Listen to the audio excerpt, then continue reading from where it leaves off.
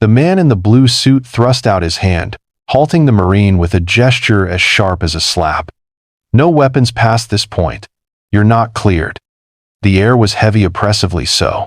All around them, people paused mid-step, clutching phones and coffee cups, confused by the confrontation unfolding at Gate C-14. The Marine did not flinch. He stood like marble, the casket draped in the American flag steady beside him. His white gloves rested gently, reverently, on the handles of the cart. Not a word left his lips. He simply stared ahead with that same hollow resolve carved into the face of every tomb guard at Arlington. The airport manager's voice rose. "You can't bring it through here. I don't care who you are." People were watching now. Dozens of them. Businessmen, mothers with toddlers, college students. Some whispered. Others simply stared, the tension soaking into their skin like humidity before a storm. It was a moment that smelled of coffee, jet fuel, and disbelief. A moment too raw to be ignored. And in that moment, no one yet knew who this Marine was nor the sacred weight of the coffin he escorted. But they were about to find out. His name was Staff Sergeant Mason Hart, 33 years old, third-generation Marine, a sentinel of the tomb of the unknown soldier. He had spent the last 7 years walking the sacred 21-step path at Arlington. Rain, snow, heat, hurricanes. He hadn't flinched once. He hadn't missed a single shift. Because honor never sleeps. And when the call came in that a young soldier, Private First Class Noah J. Spencer, had fallen in an ambush outside Kandahar, Hart had been the one chosen to escort the body home. Noah wasn't just any soldier. He was Hart's former student, a kid he'd trained, a kid who once asked Hart if dying scared him. Hart had looked him in the eyes and said, "Not if you're walking with purpose." Now Noah was coming home in silence, covered in stars and stripes. And Hart had sworn silently, as always, that not a single moment of this journey would be disrespected. The airport checkpoint was chaos disguised as order. People lined up in shoeless queues. Agents barked instructions over each other. Children cried. Someone's suitcase had burst open, spilling socks and a toothbrush onto the tiles. But in the center of it all stood Hart, immovable. His eyes never left the flag. "I need you to remove your sidearm." The manager snapped again. "This is civilian property, not a base." Hart's gloved hands didn't move. Not out of defiance. Out of duty. The regulations were clear. When a sentinel escorts a fallen soldier, they do so in full uniform, fully armed.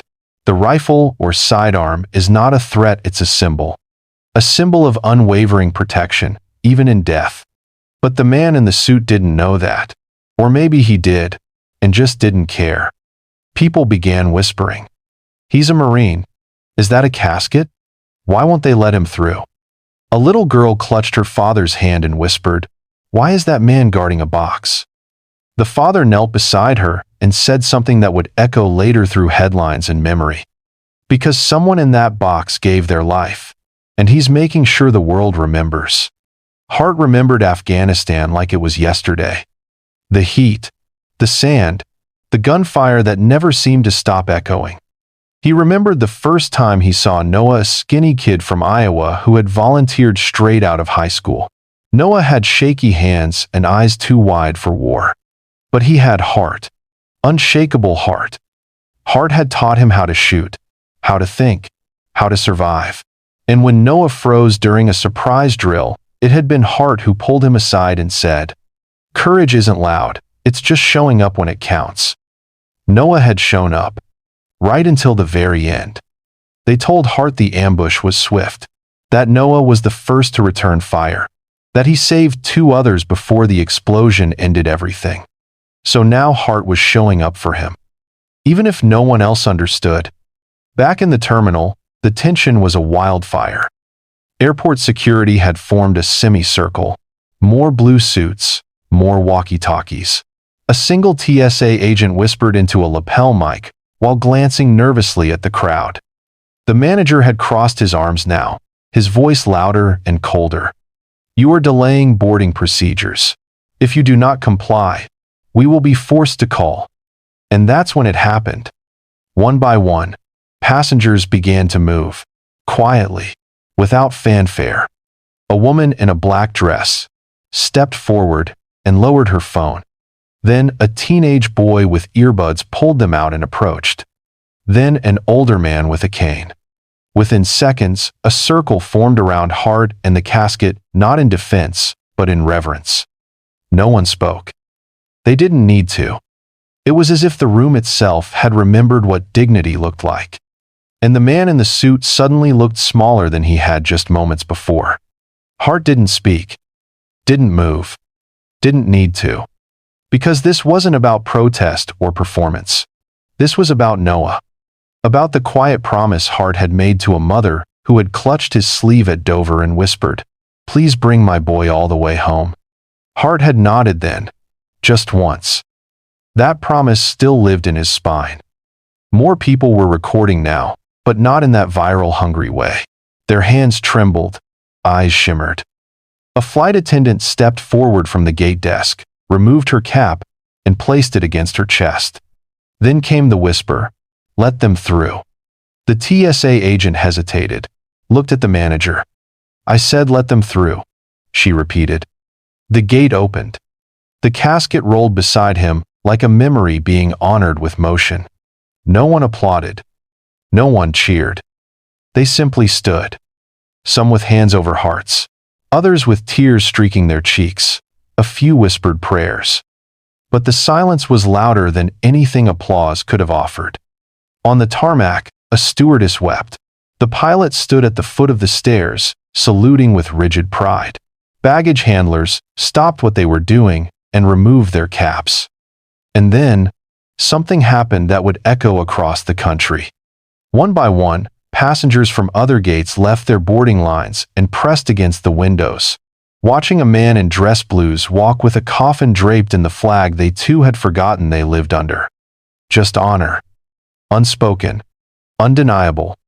Later, reporters would ask the TSA supervisor what changed her mind. She simply said, "He didn't need to raise his voice. His silence said everything." The flight delayed its departure to allow the entire plane to board in silence. No one complained. A mother canceled her meeting. A student missed his exam. A businessman shut his laptop and whispered, "This matters more." And on the flight, no one spoke for the first 15 minutes after takeoff. Because reverence had a gravity all its own. 2 days later, at the burial site in Iowa, Hart stood in the rain. Still in uniform. Still silent. He placed a single folded flag in Noah's mother's hands. She clutched it like it was breath itself. And just as Hart turned to leave, a young boy standing in the back whispered to his father, "Was that the soldier who guarded the hero?" The father nodded. His voice cracked. "He's a different kind of hero. The one who never needs to say a word." In a world full of noise, real honor doesn't scream. It doesn't demand likes or headlines. It walks silently, faithfully with the fallen, until the very last step. We forget sometimes that freedom isn't free, that there are men and women like Staff Sergeant Mason Hart who carry the weight of our liberty on shoulders that never ask to be seen. Not all battles are fought on the field. Some are fought in terminals, in silence, in moments when the world is watching and doesn't yet understand. But thanks to people like Hart, we remember. We remember what respect looks like, what sacrifice truly means, what silent strength can do. If this story moved you, tell us where you're watching from. If it reminded you of someone you love, share their name in the comments. And if you believe the world needs more stories like this, subscribe and stand with us as we honor the silent heroes among us.